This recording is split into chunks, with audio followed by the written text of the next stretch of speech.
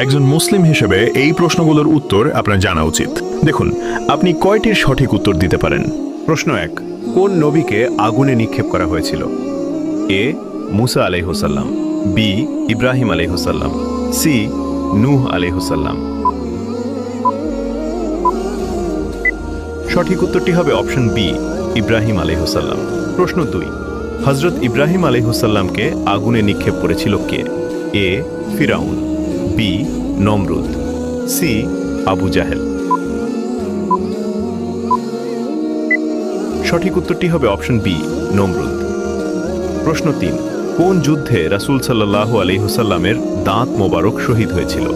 এ বদরের যুদ্ধ, বি উহুদের যুদ্ধ, সি খন্দকের যুদ্ধ। উত্তরটি জানার আগে ভিডিওটি শেয়ার করুন। একটি ভালো কথা শেয়ার করাও সাদাকা। এই জ্ঞানটি শেয়ার করে আপনিও সাদাকায় জারিয়াহার অংশীদার হন। আপনার একটি শেয়ার হয়তো হাজারো মানুষকে সঠিক পথে আনবে। সঠিক উত্তরটি হবে অপশন বি, উহুদের যুদ্ধ।